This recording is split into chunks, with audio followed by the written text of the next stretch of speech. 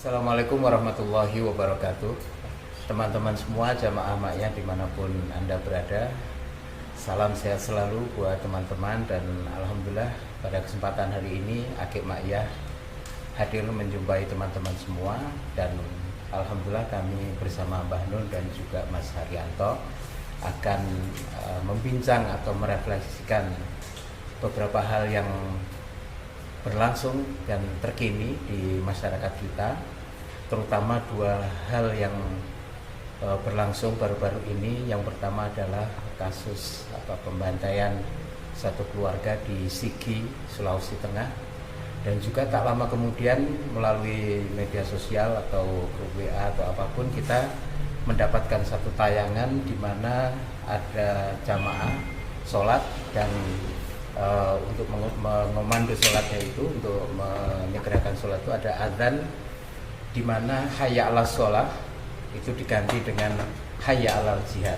Nah, ini dua peristiwa yang saya ingin meminta kepada Mbah Nun untuk merefleksikan. Jadi kira-kira bagaimana Mbah Nun? Ya, saya kira kita ambil saja tiga cara pandang atau tiga jarak pandang, tiga perspektif atau tiga spektrum ya. Spektrum pertama pasti adalah fikih dalam syariat Islam, artinya tata cara beragama yang diatur oleh agama Islam. Termasuk di dalamnya ada adzan. Nah, adzan ini kan tidak berasal dari teks ayat, tapi itu adalah perintah Kanjeng Nabi kepada Sayyidina Bilal bin Rabah untuk memanggil orang untuk kasih tanda bahwa ini sudah saatnya sholat. Terus Bilal bin Rabah kalau tidak salah kemudian meneriakkan kata-kata yang sekarang kita kenal sebagai adzan itu. Jadi disebut mahdhoh, dia memang peristiwanya mahdhoh, tapi kalau disebut itu aturan baku, sebenarnya kan asal usulnya kan dalam tanda petik kreativitasnya Bilal bin Rabah yang suaranya memang enak itu. Nah, yang disebut Mas Helmi tadi adalah bersamaan dengan adanya kasus Sigi, Sulawesi Tengah, itu sebelumnya dan ketika itu berlangsung sudah ada deretan informasi panjang secara video ya, di mana ada orang adzan atau iqomat ya, dengan mengganti hayya 'alas sholahnya menjadi hayya 'alal jihad. Hayya 'alal jihad gitu kan ya. Nah, dari perspektif fikih dan syariat itu tidak lazim. Saya hanya mampu ngomong itu tidak lazim, tapi jangan kaget kalau ada ulama yang mengambil kesimpulan itu adalah bid'ah, bahkan bid'ah kubro, atau mungkin bisa dianggap sesat karena itu menyalahi sunnah dan aturan yang sejak awal sudah dilegitimasi oleh Rasulullah. Nah, saya tidak ikut mengatakan apa-apa, tapi pokoknya itu memang tidak lazim, sehingga jangan kaget kalau ada fatwa-fatwa ulama mengenai itu apa sesat, apa bid'ah, apa segala macam.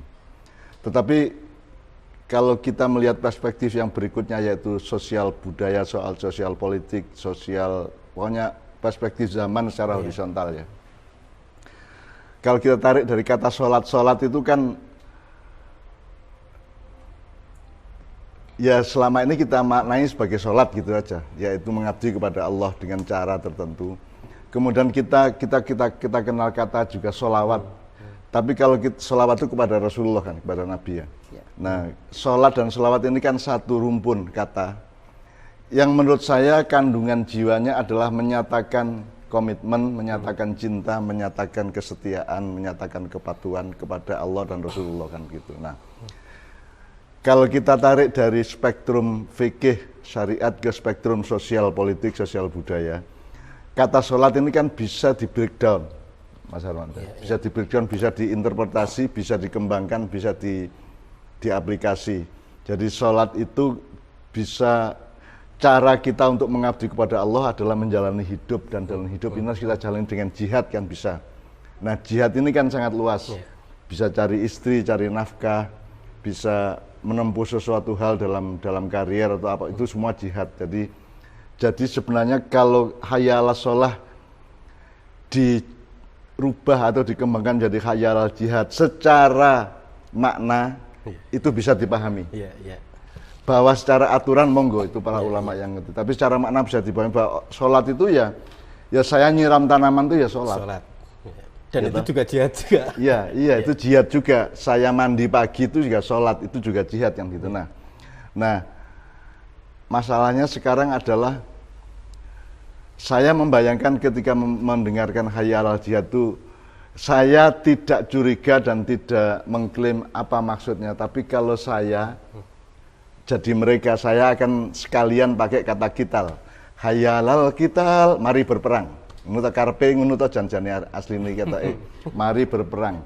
Cuman mereka memakai kata jihad yang sangat luas. Jihad itu bisa mencari nafkah, bisa cari istri, bisa segala macam. Nah, kalau kital kan jelas depan, breng kan gitu. Nah, itu kalau dari perspektif apa namanya. Nah, kalau dari perspektif sosial politik itu kemudian kita bisa melihat sejarah. Saya melihat bahwa sebenarnya memang umat Islam ini secara nilai maupun secara manusianya, kaum muslimin maupun nilai Islam memang sudah mengalami sakit hati yang luar biasa dalam waktu yang sangat panjang.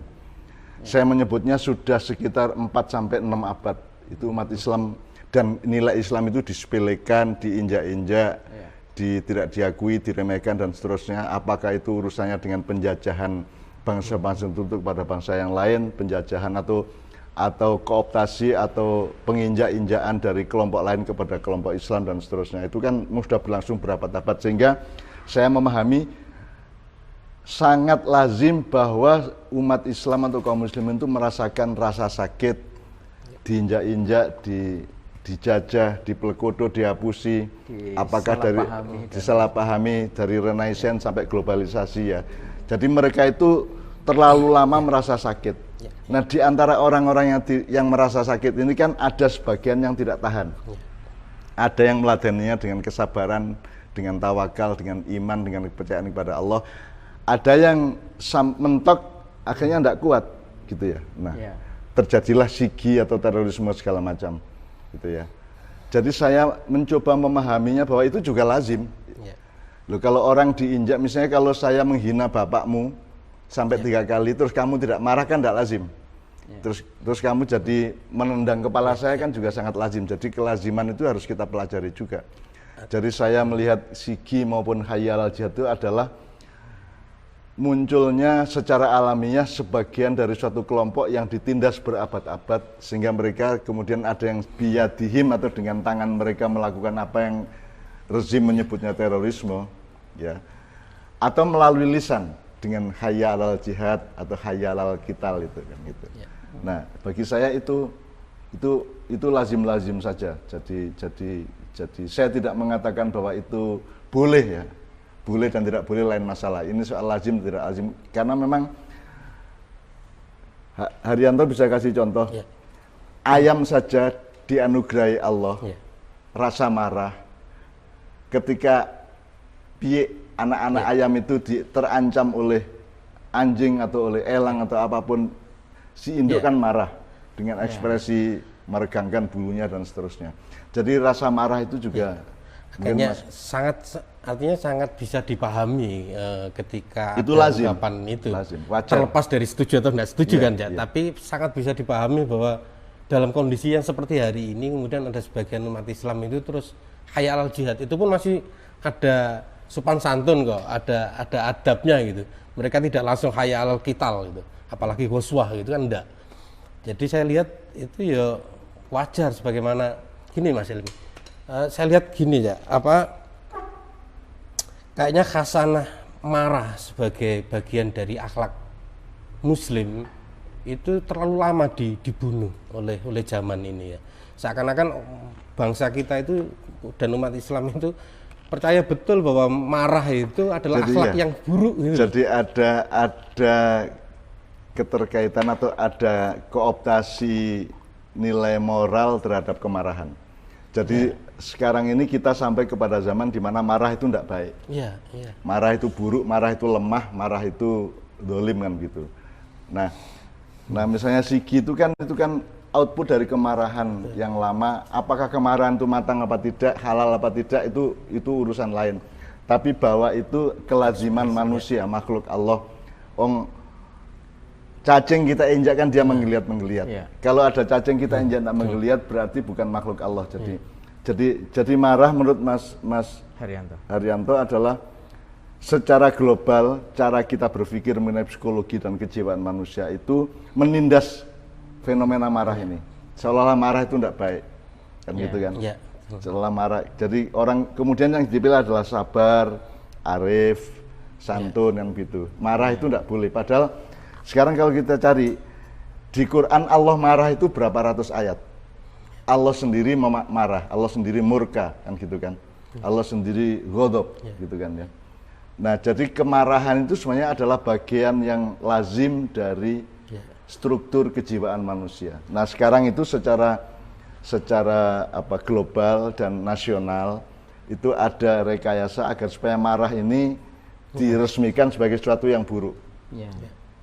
Dan Rasulullah juga mencontohkan gitu ketika ada laporan bahwa ada satu kaum yang ditindas oleh kekuasaan Islam sendiri waktu itu, bahkan bukan kekuasaan Islam. Saat itu Islam sedang berkuasa di masa Rasulullah, kemudian Rasulullah dapat laporan bahwa ini ada satu kelompok masyarakat yang memperoleh beban ketidakadilan. Rasulullah saat itu sampai sahabat itu mendengar geletuk giginya itu. Saking nahan marahnya kan, berarti saking greget sampai gemeretak giginya itu kelihatan, dan Rasulullah seakan-akan memendam amarah yang kuat gitu. Artinya marah menjadi akhlak yang bagian jadi dari marah itu lazim, wajar, manusiawi dan alamiah. Itu ciptaan Allah, kan gitu kan? Terjadi pada semua makhluknya, even Rasulullah yang sangat lembut itu. Jadi marah ini harus kita objektifkan, kita sikapi secara objektif bahwa marah itu wajar, asal pada tempatnya. Kemudian masih ada aturan ekspresi marahnya apa. Misalnya kalau saya marah sama Helmi dan saya lulus dari kewajaran bahwa saya marah, kan tidak berarti saya boleh memukul Helmi. Memukul dan marah itu ada jarak, kan gitu. Nah, jadi umat Islam ini mengalami ketidakadilan ilmu, ketidakadilan pikiran, ketidakadilan cara pandang, ketidakadilan sosial, ketidakadilan ekonomi, ketidakadilan politik, sampai sudah mengorbankan kehancuran sekian bangsa ya, Libya, Baghdad, Irak, Afghanistan dan seterusnya, Syria dan seterusnya. Itu kan kalau Anda mau menghitung secara struktural di dalam pemetaan politik modern ini kan Anda melihat bahwa memang umat Islam itu ditindas habis-habisan. Nah, di antara kaum muslimin ini ada yang tidak kuat. Tapi ada juga teori lain. Jadi misalnya kalau ada kelompok Islam yang sangat keras, ya, itu juga dalam satu kemungkinan lain bisa merupakan rekayasa dari yang berkuasa, bisa juga. Jadi kayak di pesantren dulu kalau ada anak yang pemarah itu malam-malam kita kasih rawe di badannya pas tidur sehingga dia pagi gatal semua, terus dia jadi pemarah. Nah, kalau dia marah kemudian melakukan sesuatu yang destruktif, keamanan bisa menghukumnya. Jadi orang dirangsang dan dikasih pacuan untuk supaya marah dan ekspresi marahnya itu kriminal dan seterusnya, sehingga ada alasan untuk menghukum. Itu juga bisa terjadi dalam sebuah negara atau di dalam politik internasional. Jadi bisa saja tokoh Islam yang sangat keras itu juga bagian dari rekayasa rezim atau kekuasaan, bisa aja. Karena ini sekeras-kerasnya tapi belum sampai kriminal, maka dipancing supaya kriminal sehingga punya alasan untuk menumpasnya, kan begitu.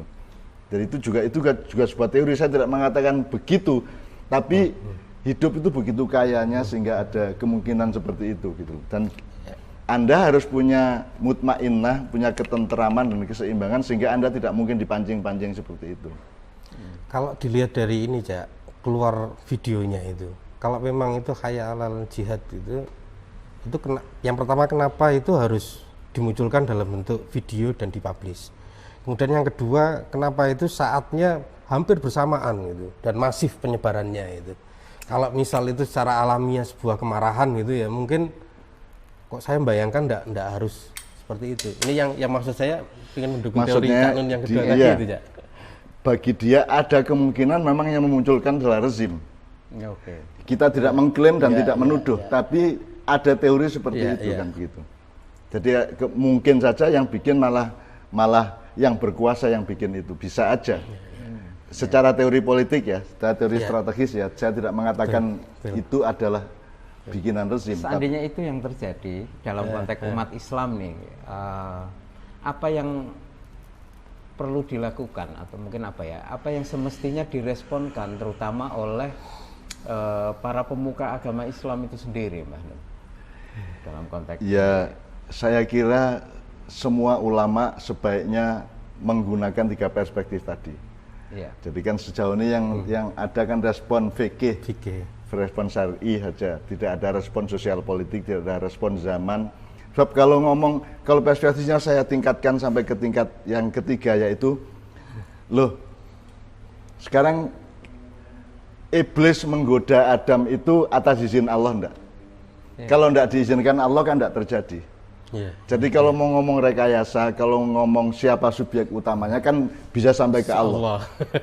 Allah aja bikin Dajjal kok, Allah bikin Imam Mahdi, Allah bikin Ya'juj Ma'juj, yang bikin siapa kalau bukan Allah?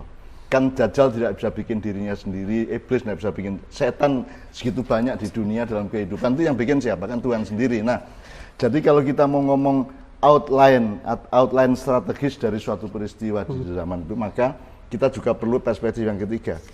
Jadi terserah yang benar yang mana kalau secara fikih dan syariah gampang. Tapi kalau secara sosial politik dalam struktur dan sistem global sekarang ini, itu kan tidak mudah. Tapi kalau saya berpikir seperti pertanyaan Haryanto, sudahlah terserah triggernya dari mana, siapa yang memprovokasi ini memang ada kelompok yang tidak kuat hatinya sehingga ngamuk, ataukah bikinan rezim sendiri gitu ya, atau apapun terserah. Tapi kan ada kemungkinan lain, bahwa memang kita sedang berada di dalam satu lingkaran setan sebab dan akibat. Jadi tidak hanya linear sebab berakibat terus sebab lagi berakibat, enggak. Tapi setiap sebab bisa merupakan akibat dan setiap akibat bisa merupakan sebab. Dan ini bisa silang senggar tidak karuan. Jadi sekarang ini mau apa saja. Apakah Sigi akan berkembang di mana-mana? Apakah akan ada tawur lagi di Pantura, di Jawa Timur dan Jawa Tengah? Apakah akan ada gunung meletus? Apakah akan ada tsunami, ada tanah longsor, tanah ambles atau apapun saja yang terjadi? Itu kan tetap ada subjek utama yang namanya Allah. Nah, di luar 2 perspektif tadi yang syar'i, fikhi sama yang sosial politik, kan saya juga dikasih tahu banyak orang yang lain gitu loh. Ada yang mengatakan, lah ini memang sudah saatnya sekarang kita akan mengalami perubahan peradaban. Saya tidak mengatakan ya apa tidak, benar apa salah ya, jangan tanya ya. Saya cuma dikasih laporan bahwa memang akan ada perubahan zaman. Kalau bahasa Jawanya jerbasuki mawa beo. Jerbasuki artinya ada tatanan perubahan peradaban baru yang maknya juga akan ikut berperan gitu ya. Karena mereka sangat komprehensif. Makanya sangat komprehensif dalam menata manusia dan masyarakat, umat dan individu dan seterusnya. Nah, tapi mawabeonya adalah berkurangnya penduduk dunia sampai hampir separuh. Tapi ini bukan saya yang ngomong, saya dilapori. Apakah ini kasaf benar, apakah ini makrifat, atau saya walau alam saya tidak punya kredibilitas untuk menilai. Tapi pokoknya matinya hampir separuh penduduk dunia itu karena virus, penyakit, wabah, karena bencana alam yang bermacam-macam, terus karena perang karena perang kecil atau besar saya tidak tahu ya, pokoknya ada yang kasih tahu saya seperti itu, sehingga bagi saya semua 3 perspektif tadi mungkin semua karena kita tidak punya pengetahuan apapun mengenai masa depan. Nah, jadi terserah apakah kalau ada Habib yang keras itu memang dia begitu, atau itu sebenarnya bagian dari rekayasa rezim, saya juga tidak tahu. Ya, saya tidak mengklaim, tidak menuduh dan tidak ngarani apa-apa gitu ya. Tapi saya tidak akan heran bahwa ini semua akan merupakan satu kerumunan gejala, satu himpunan fenomenologi, satu tumpukan. Kalau Allah kan amr iradah atau apapun sedemikian rupa sehingga kita senang-senang saja karena kita akan mengalami perubahan. Artinya justru yang terakhir itu yang lebih membahagiakan ya dengan perspektif yang terakhir tadi itu. Berarti memang Allah sendiri kan di Sigi satu keluarga dibunuh. Kalau Allah tidak mengizinkan kan nggak terjadi. Ada gereja dibakar. Kalau Allah tidak mengizinkan kan nggak terjadi. Kalau itu bagian dari izin Allah, siapa yang bisa mengatakan jangankan, mungkin bukan izin tapi perintah. Bisa aja. Nah, perintah Allah kan tidak harus ayat. Perintah Allah kan bisa langsung masuk ke dalam hati seseorang untuk melakukan sesuatu, kan gitu. Jadi Kalau kita ya sederhana ya, kita tetap bernafas, kita tetap bekerja, kita tetap berkeluarga, tetap berjalan, tetap melangsungkan kehidupan dengan landasan Bismillahirrahmanirrahim. Itu kalau kita cuma begitu. Ya. Jadi semua ini kita seneng-seneng aja, kita husnudzon aja. Saya tidak menuduh, saya tidak mengecam, saya tidak mengutuk, ya. Karena kalau ngomong apa yang dilakukan di Sigi itu adalah di luar batas kemanusiaan, emang yang mana yang tidak di luar batas kemanusiaan? Wong tidak setia jadi manusia kok. Jadi politik struktural sistemik yang menindas rakyat itu kan di luar batas kemanusiaan juga, kan gitu. Jadi itu dianggap kewajaran malah. Itu dianggap kewajaran kan gitu. Jadi yang namanya kemanusiaan itu emang udah kita rumuskan. Emang ilmu psikologi modern tahu manusia, kan mereka hanya mengamati gejala-gejala kejiwaan, gejala-gejala bukan jiwa manusia. Nah, siapa yang bisa kita tanyain mengenai keutuhan jiwa manusia? Jiwa itu apa sih? Apa jiwa itu diri jiwa itu sendiri, ataukah dia bagian dari jiwa yang besar? Umatan wahidah min nafsin wahidatin atau tidak? Kalau menurut Islam kan semua itu bagian dari jiwanya Allah sendiri, rohnya Allah, kan gitu. Kan tidak mungkin ada roh yang lain kecuali roh Allah. Jadi kalau kita sudah sampai ke situ, bagaimana mungkin ilmu modern bisa menjawab? Jadi sekali lagi saya husnudzon dan saya senang-senang aja, meskipun tetap berduka cita kepada secara horizontal ya, berduka cita kepada semua korbannya, dan saya juga tidak lantas menyetujui pembunuhan, menyetujui kita dan seterusnya ya. Tetapi kita melihatnya dengan spektrum yang dua tiga perspektif tadi, saya kira kita bisa husnudzon, bisa bergembira, bisa optimis saja. Berarti memang ada sesuatu yang akan berubah di dunia ini. Kalau saya tertarik yang perspektif ketiga itu, Mas Haryanto, yaitu yang Mbah Nur menyebutnya langit itu ya. Artinya salah satu maknanya adalah segala sesuatu yang terjadi ini bisa merupakan biiznillah atau dengan izin Allah. Kalau di Torimaknya kan ada amrullah, ada iznillah, ada ilmullah. Jadi ada yang diketahui Allah, ada yang diizinkan Allah, ada yang diperintah Allah, ada yang dibiarkan Allah, istidrodullah kan gitu. Jadi, nah, kalau dalam konteks itu kejadian yang menimpa umat Islam secara global, di mana fiturnya secara umum umat Islam ini masih dalam kondisi boleh dikatakan kalah oleh kekuatan global atau ditindas atau kalau dalam konteks media kita selalu disalahpahami, dibikin citranya buruk yang disebut Islamofobi itu ya, atau yang disebut dengan Islamofobi, dan juga pada saat yang sama kawasan-kawasan yang disebut sebagai negara-negara Muslim seperti di Timur Tengah juga mengalami kekacauan atau porak-poranda seperti itu. Nah, kalau itu kita baca dalam perspektif biidznillah, artinya kejadian atau fenomena yang menimpa umat Islam itu sebenarnya apakah bisa dianggap merupakan tamparan atau kritik oleh Allah terhadap diri umat Islam itu sendiri, yang mungkin umat Islam itu kurang solid, kurang sungguh-sungguh, atau paling tidak secara awam sedang nggak kompak kok mereka itu, gitu loh. Jadi tidak ada umat Islam itu tidak ada. Kalau maksudnya Mas Helmi kan gitu. Umat itu kan saya menyebutnya dari kata umun itu yang diminum itu susu yang sama, seperibuan. Jadi umat itu adalah saudara seperibuan. Nah, susu ini kan saya ibaratkan sebagai nilai-nilai Islam melalui Rasulullah yang kita nyucup bersama-sama, maka kita menjadi satu umat. Nah, sekarang kan tidak ada, Mas. Ada umat NU, ada umat Muhammadiyah, ada umat Wahabi, ada umat macam-macam, ada umat Naiyah, ada umat segala macam. Meskipun kita tidak pernah bersikap bermusuhan kepada siapapun itu ya, tapi kan tidak ada umat Islam, yang ada adalah kelompok-kelompok dalam lingkup bendera Islam gitu. Tapi tidak ada umat Islam. Dan ketika disampaikan bahwa kondisi umat Islam tertindas, kondisi umat Islam terdolimi, yang tidak terima itu justru dari Islam itu sendiri. Nah,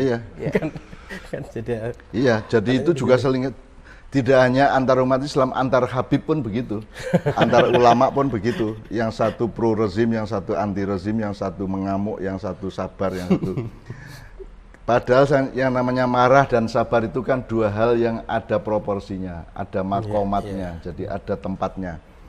Kalau marah pada posisi yang secara bebrayan, secara silaturahmi tidak seharusnya marah kan menjadi buruk marah itu. Tapi kalau Anda, misalnya saya bawa fotonya bapaknya Helmi terus saya ludahi 3 kali terus saya injak-injak terus Helmi tidak marah, itu kan juga tidak pada tempatnya. Itu kan setengahnya wajib marah kan begitu. Gitu. Nah, jadi tetapi gini Mas Helmi, dari seluruh ketidakadilan global kepada umat Islam dan nilai Islam, kalau saya nomor 1 malah terhadap nilai Islam. Ya. Akhir-akhir ini saja orang mulai dapat hidayah di Amerika, di Eropa gitu ya. Tapi sebenarnya secara menyeluruh sebenarnya masih tidak adil kepada nilai Islam.